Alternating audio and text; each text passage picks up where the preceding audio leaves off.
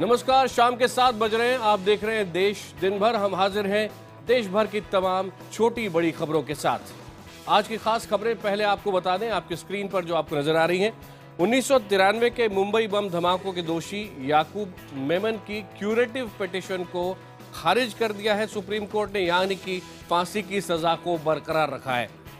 दिल्ली के आनंद पर्वत थाने के बाहर आज आम आदमी पार्टी के यूथ विंग के प्रदर्शनकारियों के ऊपर आज दिल्ली पुलिस ने लाठीचार्ज किया। ये प्रदर्शनकारी मीनाक्षी मर्डर केस में दिल्ली पुलिस के खिलाफ प्रदर्शन कर रहे थे।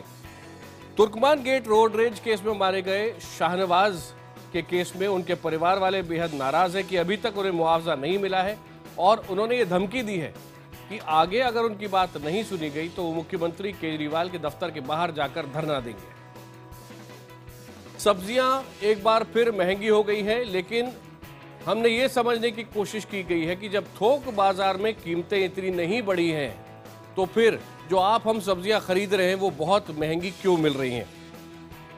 मॉनसून की मेहरबानी से माया नगरी मुंबई एक बार फिर पानी पानी है। सड़कों से लेकर रेलवे ट्रैक तक पानी भरा हुआ है। और लखनऊ के राम मनोहर लोहिया अस्पताल से खबर आई है कि एक डॉक्टर की लापरवाही के कारण युवक की जान चली गई। इस डॉक्टर के ऊपर गलत ऑपरेशन करने का आरोप है। उत्तर प्रदेश सरकार ने मामले की जांच के आदेश दे दिए हैं। लेकिन सबसे पहले आज बात करते हैं दिल्ली के आनंद पर्वत इलाके की, जहां पर पुलिस स्टेशन के बाहर आज आम आदमी पार्टी के यूथ विंग ने जमकर प्रदर्शन किया। ये पुलिस के खिलाफ नारे लगा रहे थे और उसके बाद पुलिस ने लगातार वार्निंग दी और आखिरकार लाठीचार्ज हुआ।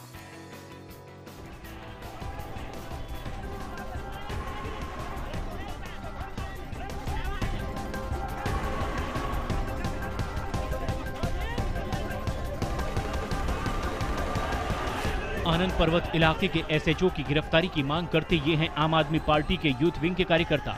मीनाक्षी के लिए इंसाफ की मांग कर रहे इन लोगों के निशाने पर दिल्ली पुलिस है। वहाँ दिल्ली की पुलिस ये कहे कि उसको गवाह नहीं, ये क्या साबित करता है? यही साबित करता है कि दिल्ली की पुलिस या तो निकम्मी है या उसको अपना काम करने नहीं आता या फिर कोई और प्रेशर जिसकी वजह से वो इस पूरे काम को जो है वो इन्वेस्टिगेट करना नहीं। सोमवार को तकरीबन 1.25 मिनट का वीडियो जारी कर केजरीवाल ने 19 साल की मीनाक्षी मर्डर केस के बहाने पहले दिल्ली पुलिस को जमकर कोसा और अब पीएम से पुलिस उनके हवाले करने की मांग कर रहे हैं। सर, मेरी आपसे एक छोटी सी विनती है, विनम्र विनती है, या तो आप हर हफ्ते कम से कम 1 घंटा दिल्ली की कानून व्यवस्था के लिए निकाला कीजिए, दिल्ली पुलिस की जवाबदेही तय किया कीजिए, और या फिर दिल्ली पुलिस का कंट्रोल आप हमें दे दीजिए। उधर विपक्ष ने इस बार फिर आम आदमी पार्टी की इस मांग को अपनी राजनीति चमकाने की कोशिश बताया है। दिल्ली सरकार और आम आदमी पार्टी एक तरफ 5 लाख का मुआवजा मीनाक्षी हत्याकांड में देने का वादा कर चुकी है और इस मुद्दे को जोर शोर से उठा रही है, लेकिन एक पुराने केस में, आपको याद होगा शाहनवाज का केस, जिसका तुर्कमान गेट के बाद ये कहा गया था कि मुआवजा दिया जाएगा, उसके रिश्तेदार कह रहे आज तक उसे मुआवजा नहीं दिया गया है, जबकि कई बार अपील की गई है।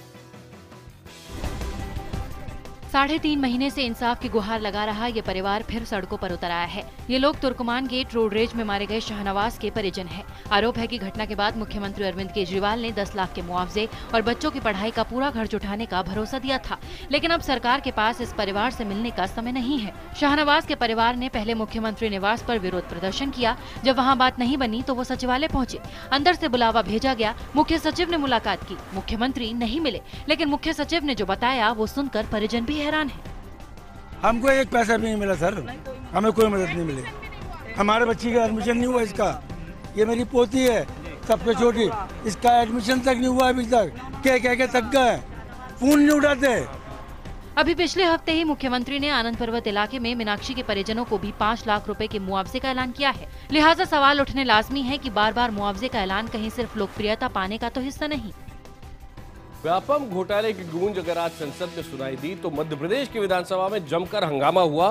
कांग्रेस और बीजेपी विधायकों के बीच गर्मा गर्म बहस तो हुई ही, साथ ही नौबत हाथापाई तक जा पहुंची।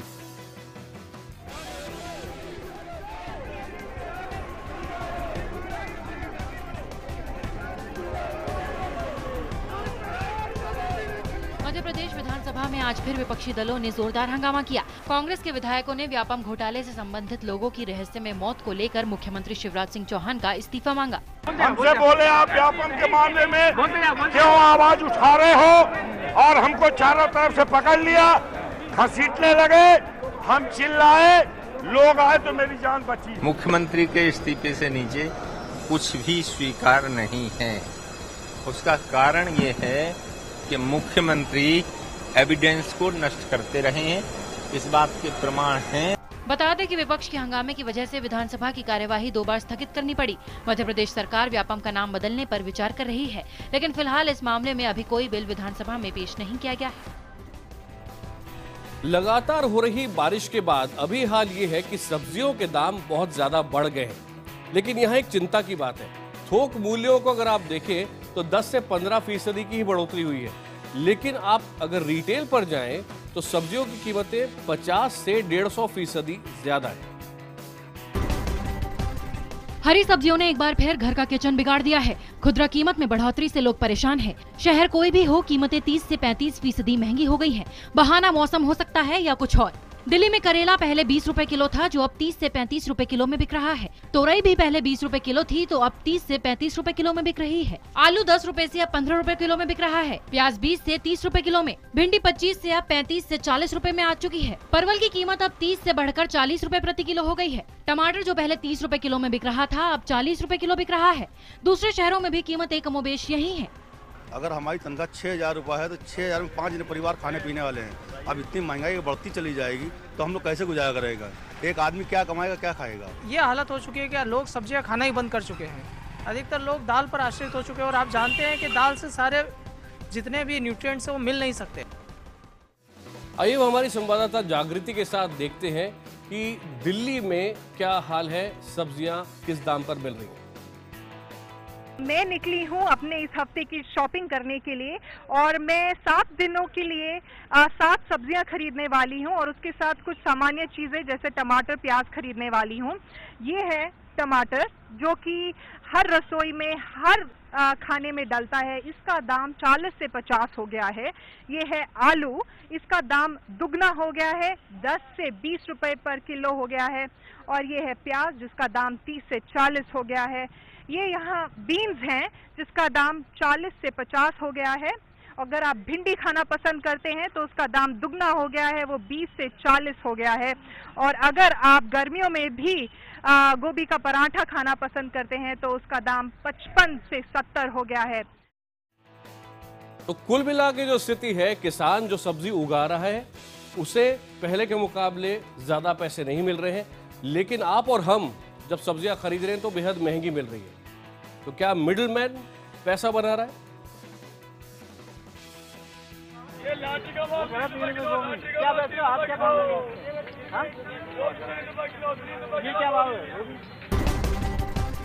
जयपुर की थोक की मंडी मुहाना में थोक विक्रेता 3 रुपए प्रति की दर से ट्रक में लदी गोभी की बोरियां बेच रहे हैं। हालांकि ये बढ़िया क्वालिटी की नहीं है। अच्छी क्वालिटी की गोभी मंडी में 15 रुपए प्रति किलो दर से बिक रही है, लेकिन ये गोभी जयपुर की रिटेल की मंडी में 70 से 80 रुपए प्रति किलो बिक रही है। थोक में भिंडी की कीमत पिछले 15 दिन में 15 रुपए प्रति किलो से गिरकर 10 रुपए प्रति किलो पर आ पहुंची, लेकिन थोक में सस्ती हुई ये सब्जी आम आदमी के लिए महंगी हो गई। 15 दिन पहले रिटेल में 20 से 25 रुपए प्रति किलो की दर से बिकने वाली भिंडी अब 40 से 45 रुपए प्रति की दर से बिक रही है। खेत से डायरेक्ट किसान लाता है तो वो उसको बिना गेजिंग करे, बिना क्वांटिटी के ले आता है, और वो सारा एक साथ तोल जाता है। उसकी क्वांटिटी करके उससे वेस्टेज जो निकलता है वो भी ग्राहक पर ही पड़ता है। कुछ से जब वेस्टेज फेंक देते हैं, हल्की निकलती है, खराब निकल जाती है, तो वो पैसे उसी पे चढ़ के और उपभोक्ता पे आ जाता है, वो रेट वो फर्क हो जाता है। लेकिन होलसेल कारोबारियों का कहना है कि रिटेल विक्रेता मनमर्जी से कीमत वसूल कर रहे हैं। कीमतें गिरने के बावजूद पुरानी कीमत को आधार मानकर उपभोक्ताओं को महंगी सब्जियां दे रहे हैं। हिंदुस्तान के ज्यादातर शहरों में सब्जियों की कीमतों को लेकर ऐसा ही गोलमाल है। थोक में सस्ती हो रही सब्जियां रिटेल में महंगी बिक रही हैं। देश की सर्वोच्च अदालत ने आज क्यूरेटिव पिटीशन खारिज कर दी, यानी कि याकूब मेमन को अब फांसी होना तकरीबन तय माना जा रहा है। वैसे तो तय तारीख 30 जुलाई है, लेकिन संभव है कि उससे पहले भी उसे फांसी की सजा दी जाए। लेकिन जो 1993 के पीड़ित परिवार हैं वो और सवाल भी पूछ रहे हैं। याकूब मेमन को तो फांसी हो जाएगी, लेकिन दाऊद इब्राहिम कब तक बचता रहेगा? मुंबई के गुनहगार को मिलेगी फांसी, सुप्रीम कोर्ट ने क्यूरेटिव पिटीशन खारिज की। इस खबर का पूरे देश को इंतजार था। 1993 में हुए मुंबई बम धमाकों के गुनहगार याकूब मेमन की फांसी की सजा सुप्रीम कोर्ट ने भी बरकरार रखी है, यानी अब मेमन की फांसी तय है। क्यूरेटिव पिटीशन में तो उससे भी ज्यादा नैरो चांस होता है, इसलिए कोई अचंभे की बात नहीं है कि अगर सुप्रीम कोर्ट ने इसको रिजेक्ट कर दिया। तो जांच एजेंसियां हैं वो कहीं न कहीं फंसाने के लिए पूरी कोशिश करती हैं।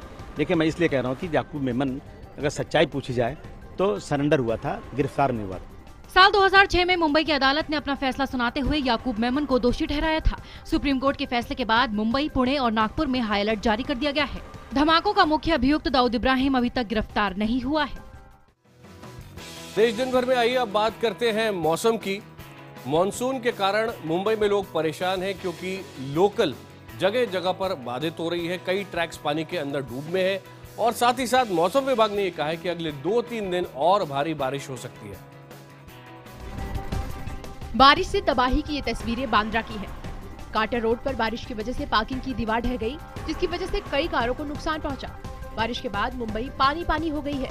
हिंदमाता, दादर, किंग सर्कल, वडाला, सायन, माटुंगा, माहिम, कुर्ला, धारावी और खाड़ जैसे निचले इलाकों में पानी भर गया। सड़कों पर पानी भर जाने से ट्रैफिक जाम की समस्या खड़ी हो गई।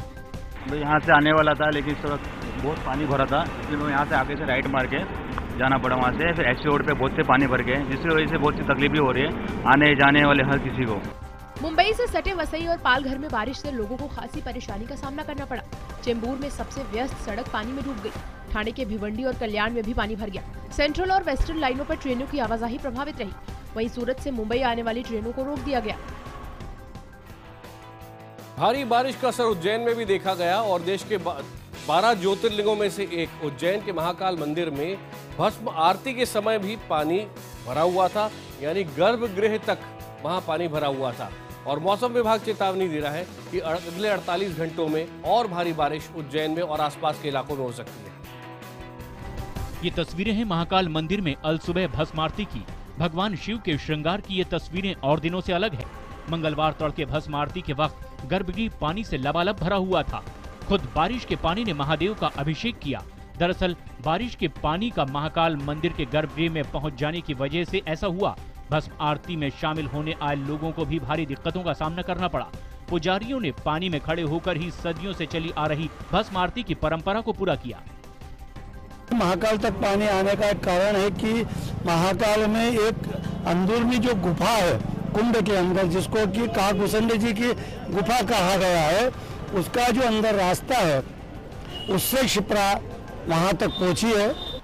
मंदिर प्रबंधन गर्भगृह और मंदिर परिसर में भरे पानी को निकालने की कवायद में जुटा हुआ है। सोमवार रात से मोटर की मदद से पानी निकालने का काम किया जा रहा है, लेकिन रुद्र सागर की वजह से पानी कम नहीं हो रहा है।